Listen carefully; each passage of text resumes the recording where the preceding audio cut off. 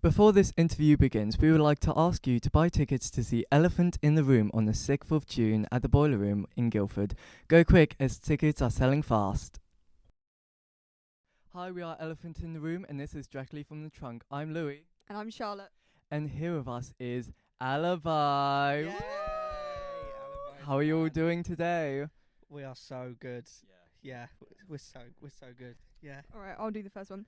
Do you have any favorite or least favorite songs on your set list? I do. Do you want me to name them? Yes, please. Wait, can I? If he talks into it like this, can you hear us all? No.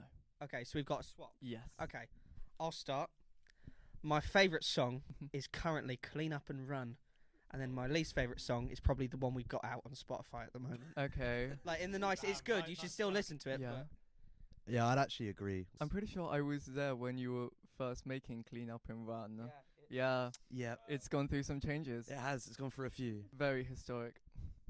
I don't like the new song Oh, 'cause the one that like starts weirdly. Oh, that we haven't released. care to demonstrate, just vocally? It starts on the and of 4.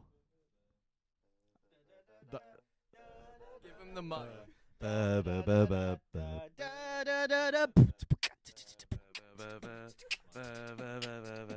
It's that one. I think my favourite song on our set list is the Pirate song. Ooh. It's not called that. Aye. That's what we refer to it as. What is Okay. do we have a name for that? Not really. No. That's my favourite one. I think my least favourite one is Angel of the Night. Because purely because it's not very fun to play for me. Oh, okay. It's just I sit there on the ride. But you should. Are we plugging it? It's coming out in 2 weeks, I think, 2 potentially weeks. 3. Well, it will probably 21st of be May. out by the time this is released. Okay, go listen to it.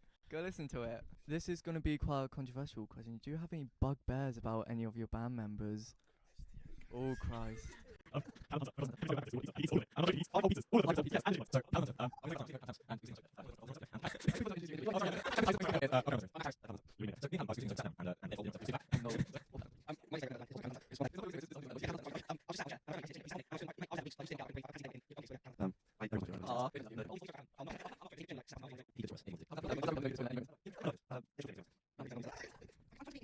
Yeah.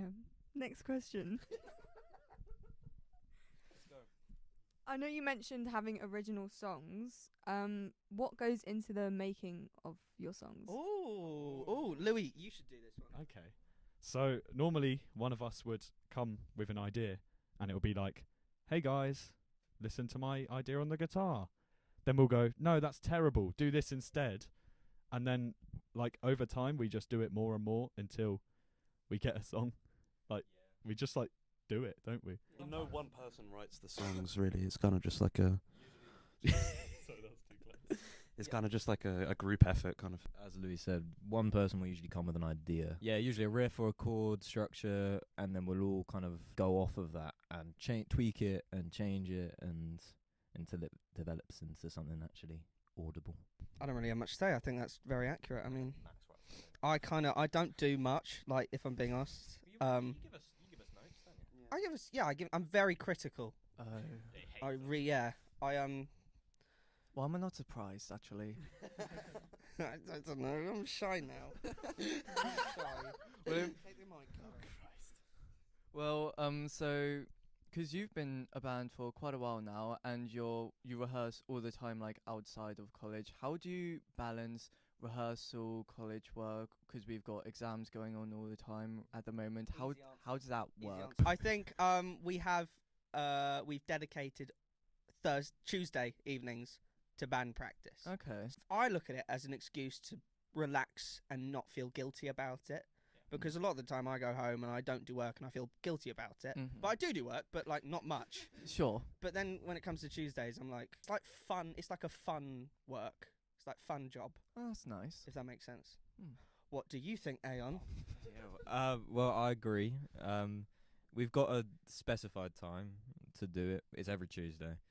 And Tuesday, I just accept that I'm not doing any work on Tuesday because it's band practice day, Yeah, and then I it's do it love on the rest of the days. What got you guys into performing like any experiences that you could share?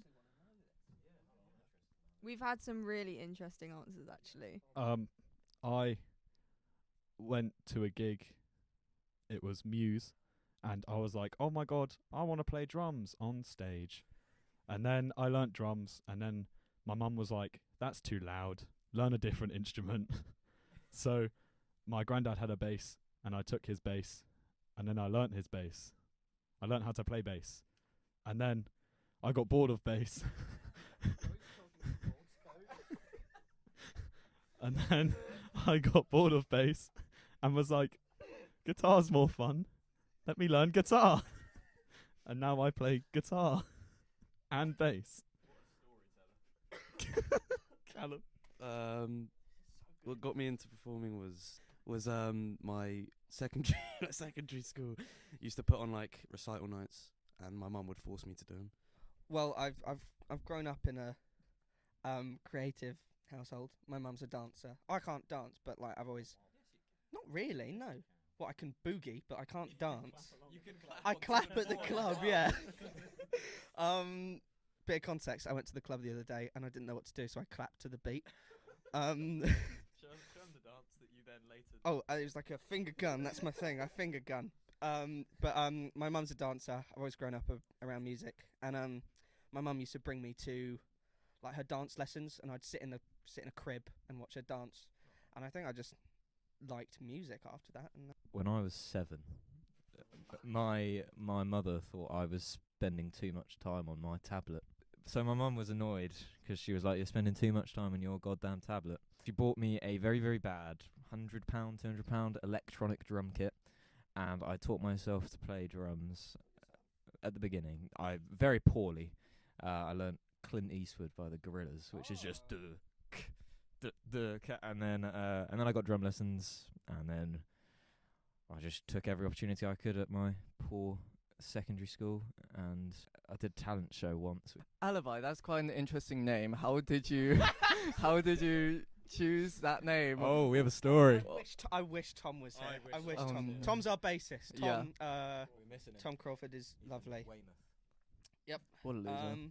So this might cross over with another question you might potentially ask us, but our first gig that we ever did was at our bassist, Tom Crawford, his dad's 60th birthday party. Okay.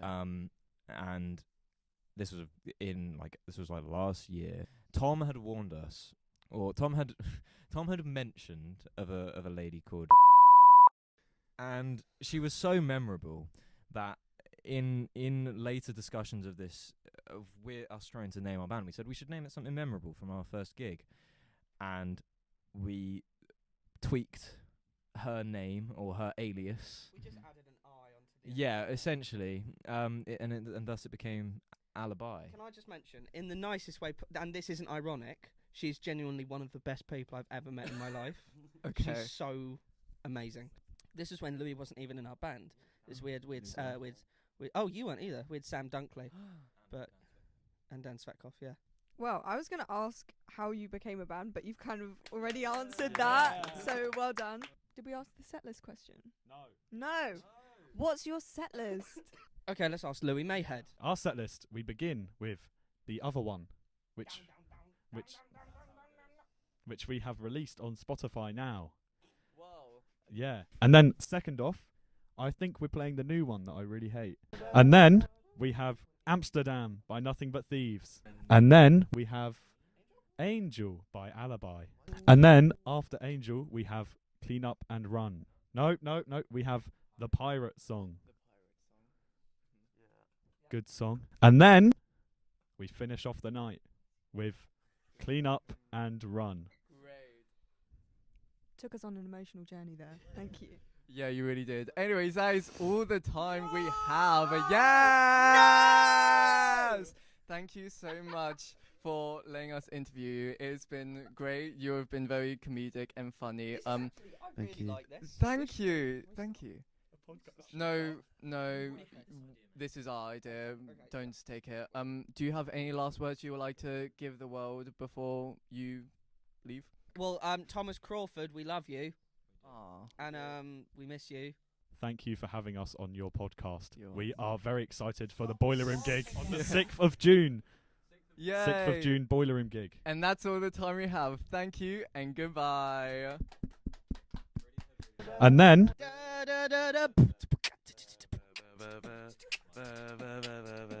It's that one.